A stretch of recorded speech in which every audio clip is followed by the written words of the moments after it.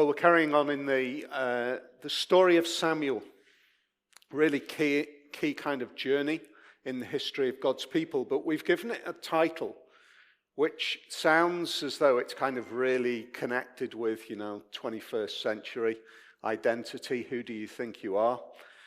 What I want to do is this afternoon maybe look at how incredibly relevant that is for us today, but at the same time, how incredibly relevant it was to this time. This story occurs around about 3,000 years ago. And when we, in kind of sophisticated 21st century Great Britain, hear that, we might think, well, you know what, it's just so long ago, it's so irrelevant to us today. Can it speak to us today? I think it can. I think it can speak to us very powerfully. And I think it can speak to us for this reason. At root, we are the same. We're the same people. We have the same issues. They might be dressed in different clothes, but they walk the same pathway. We have the same concerns. We have the same struggles. And we have the same challenges. But we also have the same hope. We also have the same understanding that the God who speaks in the life of Hannah is the God who speaks in our life. That's what we believe, if we believe the storyline of the Bible. And so we're going to really delve into this idea of our identity. And one of the things that when we think about that, I think it's really important to maybe realize, I don't know whether you've ever considered this, but we always find our identity in relation to others. It's always in relation to others outside of us. We find out who we are in relation to them or that. Sometimes that can be because we sit with the same identity. Relationships, ethnic groups, tribes, nations, religions, all of those different ways in which we identify ourselves, interests, work that we do, the work that you do. It's very interesting. I found it fascinating. I think, was it Matteo said last week, or maybe it was in conversation with him? I think it was in conversation with him maybe. One of the things he said in Italy, it's really fascinating. People identify themselves by their family, by their heritage, who they are in terms of their family is incredibly important. Your surname kind of almost defines you. Now, there are pockets of every part of the world where that's the case, I guess. Maybe we don't feel that same kind of association, but there are different ways in which we define ourselves in relation to others. The other way that we do it is not by association, but by contrast. We say, I am this because I am not that kind of person. Or I don't do this. Or I'm better than that. Or I'm not as good as that. I'm not as rich as them. I'm not as powerful as them. But I'm more powerful than them and I'm more rich than them. You see, our identity is absolutely rooted in our relationship. Now, one of the great challenges with that is that if we define our relationship and if we define our identity through those relationships, one of the great challenges that brings is that the other side, as well as ourselves, can default in that contract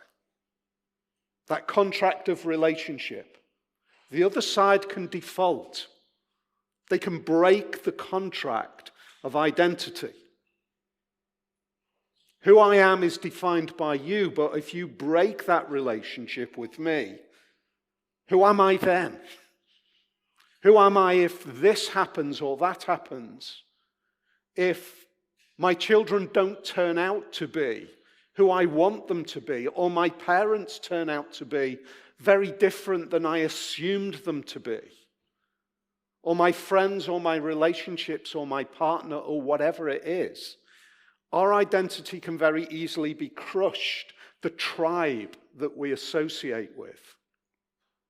You have heard me for the past few years railing against the kind of extreme right-wing popularism. Fascinating to see clusters over in the States who feel now betrayed and let down, and their identity is crushed because the other side has broken the contract. I tell you what, though, this past week has made me actually love the freedom to speak, in agreement or in disagreement. That is such a precious gift. In fact, it came originally, the freedom and pluralism of religious thinking first came with the Christian faith. It came with the idea that as a Roman citizen, I should be able to say, I do not worship the authorized Roman gods of the empire. I have the right to worship something else. I might not fall in line with the rest of my community. I'm not claiming that everybody should worship my God, but I claim the freedom to speak freely. I find it inconceivable that we can now live in a world with the kind of media and connection and communication that we have, that a whole nation can be switched off from alternative views of what's going on. And look what happens when that is the case. How dramatic when the other side of the contract of honesty and openness and relationship, or the opportunity to even be dishonest, is broken. What a broken world, and how our identity is crushed when we see that. So here's the question. Can the faith of an ancient woman 3,000 years ago be a guiding light for us today? Can it speak to us in our lives, in our identity, in our struggles, in our understanding of who we are? Can that happen? 3,000 years gap. It's a fundamental question because of this verse in Psalm 119 and verse 105. Some of you will know it straight off the top of your head. Your word is a lamp for my feet and a light on my path. That's what God says about his word. This is his word that we're coming to this afternoon. And here's the question. Can that word from 3,000 years ago be a light and a guide for me today? Does it work like that? Can it work like that? I believe possibly more than ever, more than any time in the past 200 years, we're entering a phase where it can speak more powerfully. Because what we understand more than we ever have in recent thinking is the power of us sitting alongside somebody else's story, sitting alongside their journey and allowing their experience to be a voice into our lives. That's what we're encouraged to do right now. Because this isn't some theological preach that Hannah makes. It's a song. It's her experience. It's a moment of outpouring of joy and thankfulness. It's her life writ large in song. And she's inviting you and me to sit alongside that journey, to understand how she sees herself, for us to understand, therefore, how we might see ourselves. The first thing that we see in this journey as we work through this text is Hannah's surprising joy. It's a surprising joy. Back in the previous chapter, in chapter 1, Ash was taking us through last week, we see that Hannah's in a mess of a situation. Hannah's in a mess. I think one of the great points that Ash made last week is we turn to the Bible and it seems as though loads of the kind of holy men of the Bible had multiple wives. It always ends up in a mess. It always ends up in a mess because we can't give our heart fully to more than one in the way that we're called to. And so we have this situation where Elkanah has Peninnah and Hannah. And in verse 6 we see this: Peninnah, Hannah's rival, keeps provoking her in order to irritate her because she doesn't have children. There are two levels that is provocative.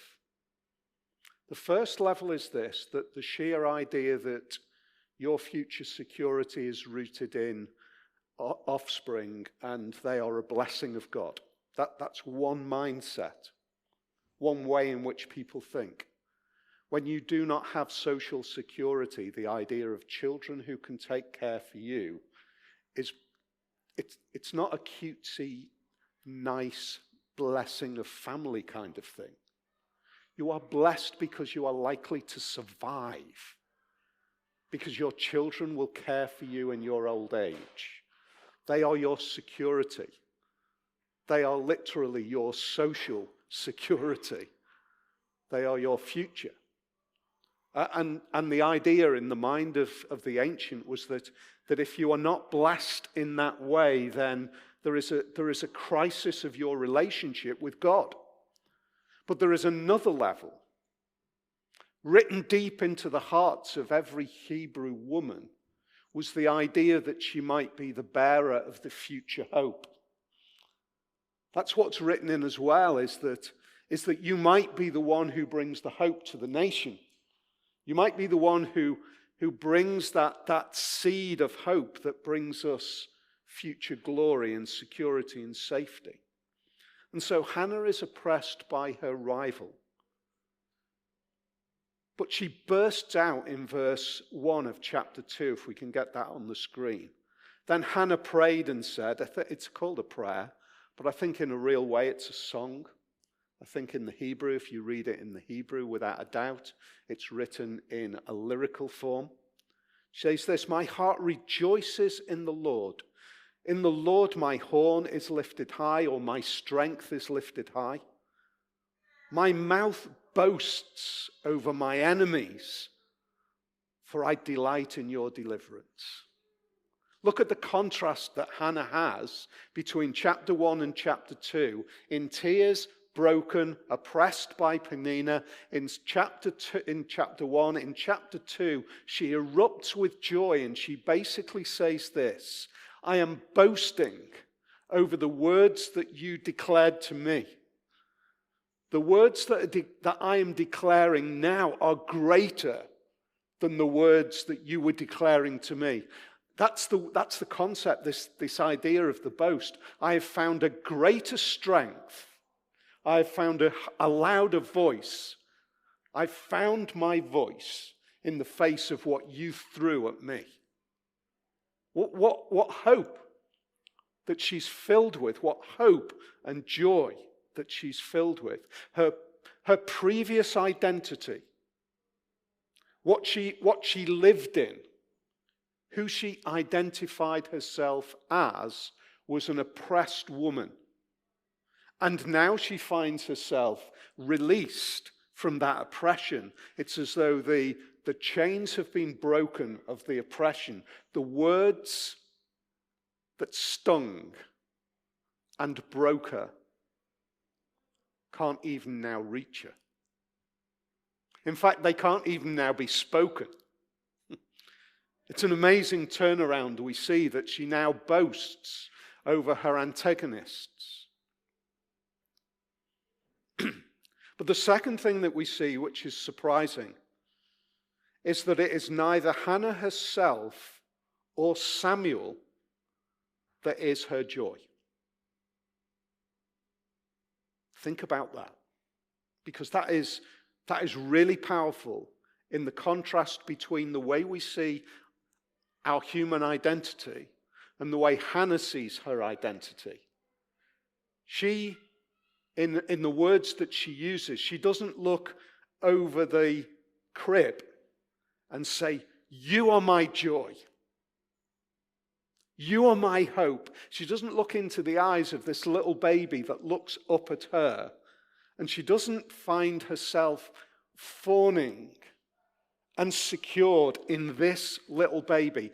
Nor does she look in the mirror and say, "I've achieved it. I've found my hope." She does neither. Neither of those. She understands, or at least she shines a little torch on the pathway of life for us. And she says this: if you put your hope in a child or yourself, you might be let down. You might be let down. But let me shine this light for you, because my hope and my delight is in your deliverance. And she makes it really clear in verse 2 who she's speaking to. Her deliverance in verse 1 is not Samuel, it's the Lord. There is no one holy like the Lord. There is no one beside you. There is no rock like our God.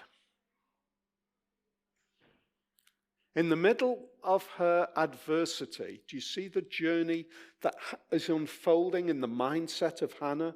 So that we sit alongside, we follow in the coattails of this elderly ancient woman who is walking a pathway for us to follow. Because in her grief, when her words can't even come out of her mouth, but she's kind of forming shapes with her mouth, she's looking to God. When the joy comes, her joy is directed to God. Both occasions, in the sorrow, in the joy, she's saying, that's where I'm looking. That's where my hope is. It's been a huge privilege over many years to spend time with so many folks as they've been through challenging times, difficult times. It's been humbling that again and again and again, the words that are formed or the attitude that is expressed is that in that difficult time, it was God who was my hope. It was God who encouraged me. It was God who strengthened me. It was God who got me through it. Again and again and again. It's as though there are people today who are walking behind Hannah and saying, your pathway is right and true. And I know it to be true because I've walked in your very footsteps. You've directed the way that I walk, but I know what it is to step in that footstep of sadness and know that God is my hope. I know what it is to come out the other side and to be able to say, God is my rock. That's what Hannah is saying to us. That's the light that shines on our pathway. That really, for me, brings the possibility that what you are doing, God, is you are promising that the words in your, the ideas, the thoughts, the hope in your word is as equally a hope to us today as it was when it was written thousands of years ago. It's relevant because the trials of Hannah and the emotional experiences of Hannah are the same as many of our emotional experiences. Oppression, fear, social failure, being mocked, being considered as nothing, having an identity which is crushed into the ground. But what Hannah says is this: When my relationship is with you, my identity is raised up. Who I am is lifted up.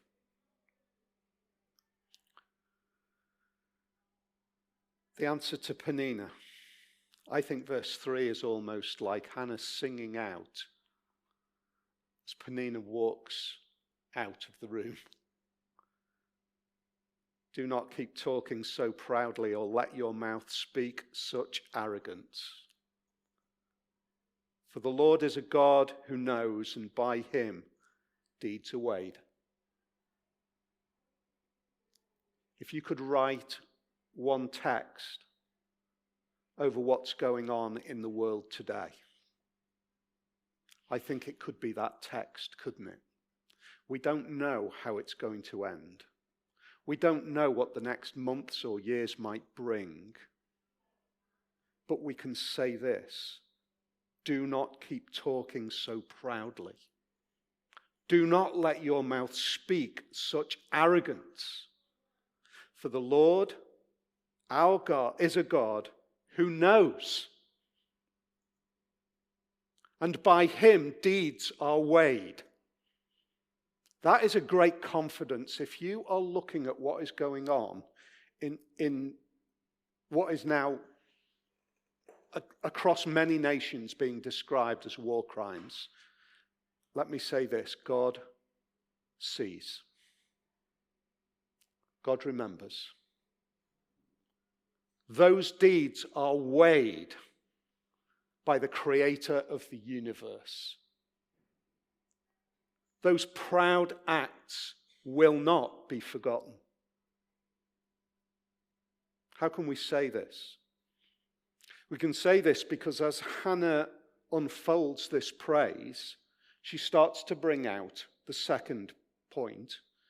How can she have that confidence? Her confidence actually is not in herself, not in her son, but is in the nature of God.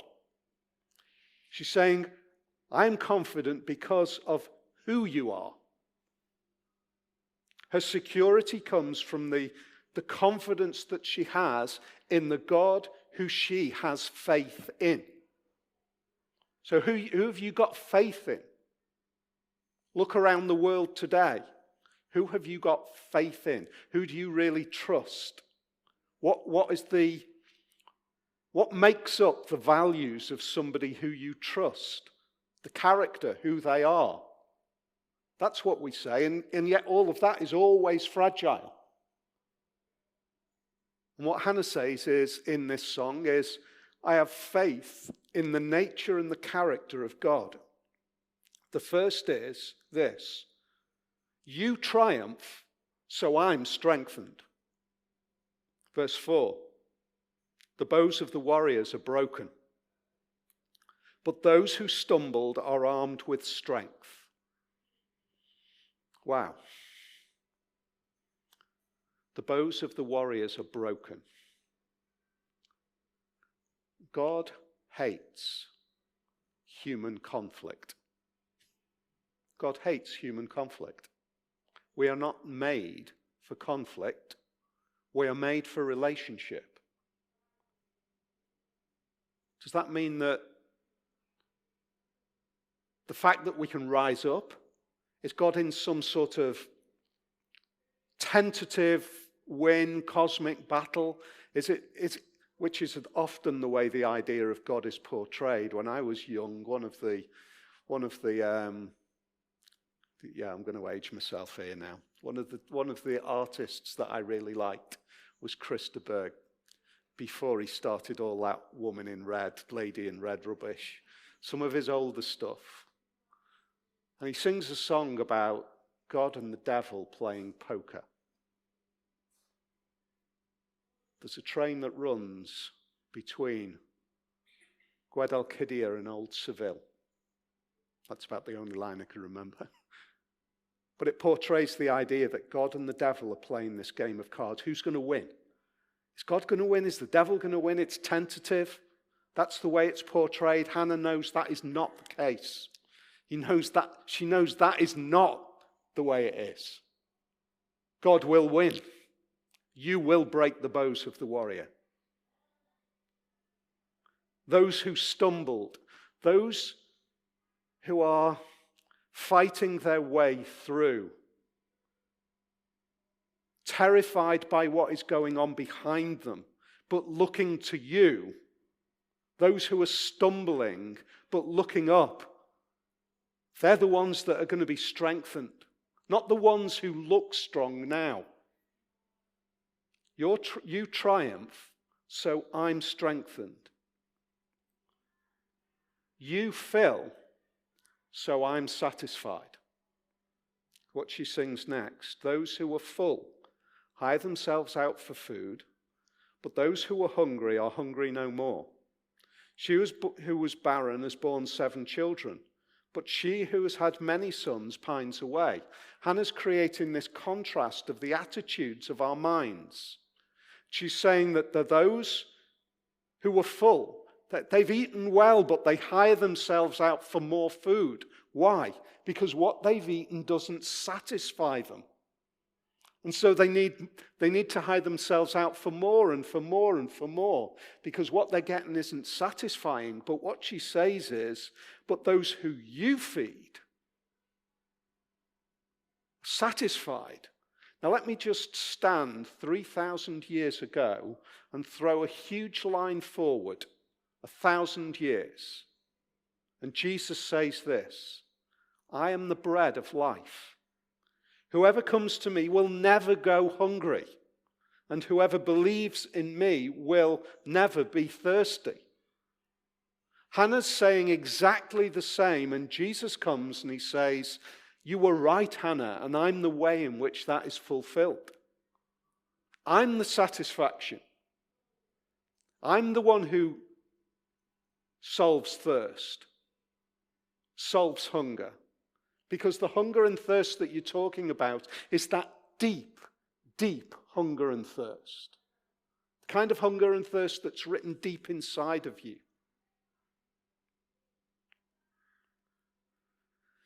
See, the narrative of Hannah in that line that we've just thrown forward, and the beauty of this song, is that it prepares us for something better.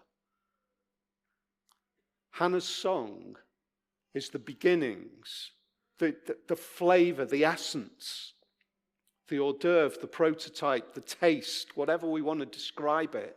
It's the beginnings of something better. And actually, I would guess that from verse 6 onwards, we almost see the outpouring of the gospel. So Hannah's recognition that God satisfies me, and Jesus' words to say, I'm the one who satisfies, come together. And I want to encourage you now to do this. And I think we always need to do this when we come to the Old Testament. I want us to take a journey to Jerusalem, 1,000 years after Hannah. Jesus has been crucified, he's been buried, he's risen again, he's ascended. Let's stand at that point and look back and read this story in the light of that. Because what we actually see as Hannah continues this song is the flavor of the gospel. The first is this: the context in which Hannah sings. Because 1,000 years later, a woman without children has a child, miraculously, more miraculously than Hannah, an older woman who it seemed could never bear children. Another woman has a child.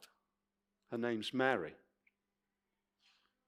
And if you read her song, it's almost as though the two women are singing in harmony. So the first is the context.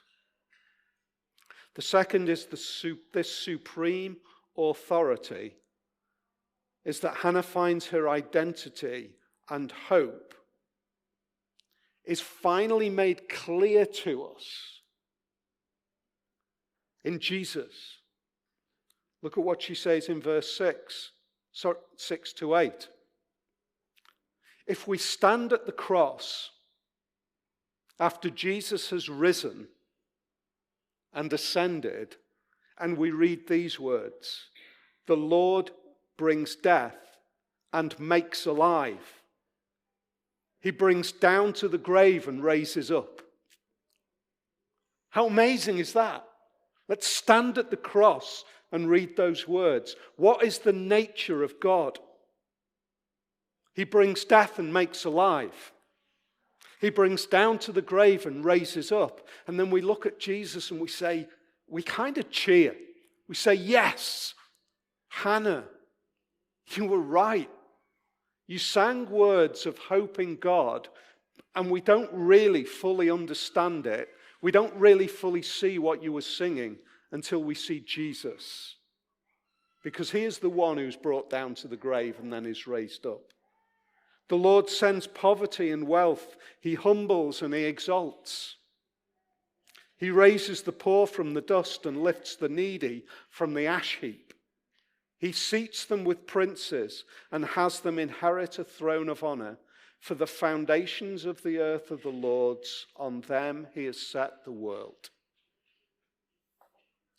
Who's the one who becomes poverty-stricken, who becomes a peasant, who leaves the glory and then is raised up? Read Philippians chapter 2 and we see that Jesus loses. He is given poverty. And then he is raised up to wealth. And we see the insight of Hannah's words when we stand alongside Jesus.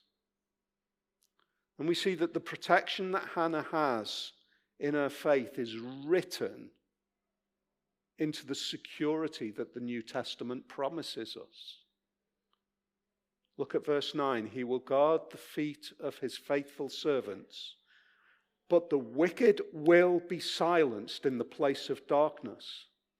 It is not by strength that you prevail. If it's not by strength that you prevail, how do you prevail? That's the question. You prevail by faith in God. Hebrews chapter 13 and verse 5 says this. Keep your lives free from the love of money and be content with what you have, because God has said what? Never will I leave you. Never will I forsake you. In this world, why does the writer of Hebrews say that? He says that because our security feels so tangible in the things that we have. And when all of those things are stripped away, when we don't have, God says this, I'll never leave you and I will never forsake you. And in the same way, Hannah, a peasant ancient Hebrew, knows that her hope is in God. The confidence in Hannah's song, finally, is that God will prove to be victorious. He will prove to be victorious. Look at verse 10. Those who oppose the Lord will be broken. See that? It's not that they might be broken. Those who oppose the Lord will be broken. The Most High will thunder from heaven. The Lord will judge the ends of the earth. Why is the coming of Jesus as a baby significant? The past two pre-Christmases we've looked at this. The coming of Jesus as a baby is significant because, partly, at least, because it assures us that he will come again. He will return. The advent, the coming of Jesus, is the assurance of the second coming of Jesus, when Paul says in Philippians chapter 2 this, "Therefore God exalted him to the highest place and gave him the name that is above every name, that at the name of Jesus every knee should bow in heaven and on earth and under the earth, and every tongue acknowledge that Jesus Christ is Lord, to the glory of God the Father." Every created human being will glorify God. Every created human being will glorify God. Because every created human being will one day acknowledge that Jesus Christ is God. That's when Jesus is glorified. And so, Hannah kind of shines a light for us. And she says, "I want to light a pathway for you. I want to invite you." Because the contrasts that we've seen in this is God raises, God crushes, God delights, God hates, God protects, God abandons. The light that Hannah shines is this. God invites us to have faith in him. Because it is through faith in him that we sing from the inside. We sing from the inside. We sing from the inside of the relationship. That is what God invites us to do through the pathway that Hannah walked.